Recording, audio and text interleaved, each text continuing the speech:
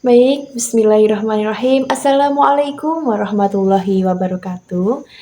Halo, perkenalkan nama saya Fatih Fikihana, NIM 2286202085. Saya dari Prodi Pendidikan Guru Sekolah Dasar.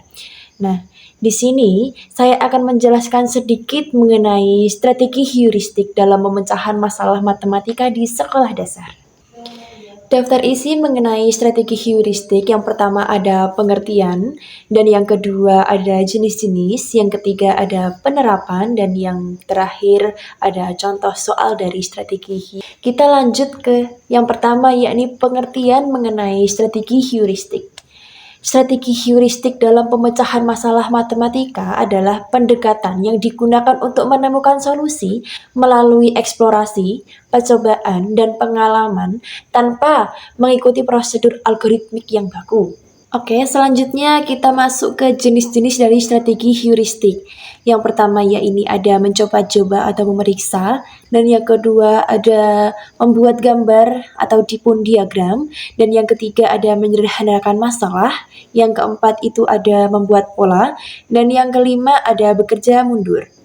Dan selanjutnya ada penerapan dari strategi heuristik. Yang pertama ada PBL atau singkatan dari Problem Based Learning, yang memiliki arti pembelajaran berbasis masalah, di mana ini adalah metode pembelajaran yang berpusat pada siswa, yang dimana mereka belajar dengan terlibat secara aktif dalam memecahkan masalah yang nyata atau kompleks.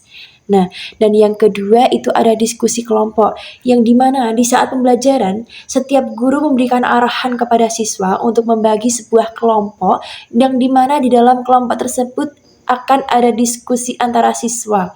Nah, dan di sana akan terpecahkanlah permasalahan yang ada. Dan yang ketiga yakni ada eksperimen ataupun eksplorasi. Nah, di mana setiap siswa itu melakukan pengamatan untuk mencari di manakah sumber permasalahan yang ada di dalam matematika tersebut. Selanjutnya, yakni ada contoh soal dari strategi heuristik. Saya bacakan.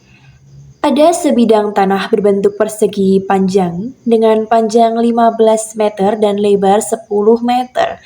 Jika tanah tersebut akan dipagari dan di sekelilingnya, berapa panjang pagar yang dibutuhkan? Nah, jadi cara penyelesaian masalah di sini itu ada 4.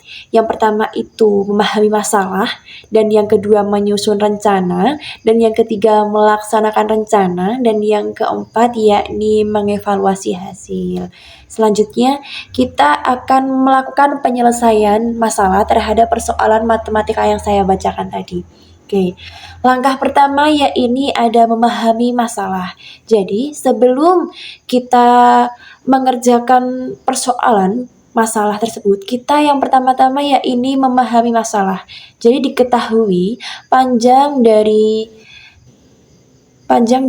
soal tersebut ada 15 meter dan lebarnya 10 meter. Nah, setelah itu pertanyaannya, permasalahannya yaitu berapa panjang pagar yang dibutuhkan. Nah, artinya kita harus mencari keliling persegi panjang tersebut.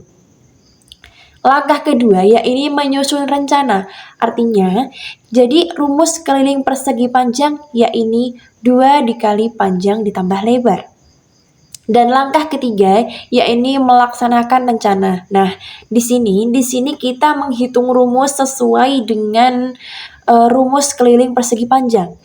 Jadi, keliling sama dengan 2 dikali panjang ditambah lebar. Keliling sama dengan 2 dikali 15 panjangnya dan ditambah lebar 10. Jadi, keliling sama dengan 2 dikali 25. Jawabannya, keliling sama dengan 50. Langkah keempat yakni evaluasi hasil. Dari hasil yang telah kita cetuskan di atas, hasil dari panjang pagar yang dibutuhkan yakni 50 meter. Nah, 50 meter itu jawaban dari penyelesaian perumusan masalah.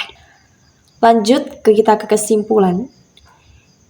Kesimpulan dari strategi heuristik yakni dapat membantu kita menyelesaikan masalah secara sistematis dengan langkah-langkah berpikir logis dan terarah. Dengan memahami masalah, merencanakan solusi, menyelesaikan perhitungan, dan memeriksa kembali jawaban, kita dapat menemukan solusi secara efektif dan akurat. Daftar pustaka, saya mengambil penjelasan strategi ini dari Seinfeld A.H.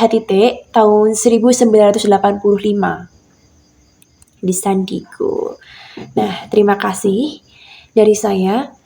Mungkin cukup itu yang dapat saya sampaikan, dan semoga apa yang saya sampaikan tadi dapat bermanfaat bagi kita semua. Bila mana saya ada salah kata dalam berucap, saya mohon maaf yang setulus-tulusnya. Wallahul muwaffiq ila aqwamit thoriq. Wassalamualaikum warahmatullahi wabarakatuh.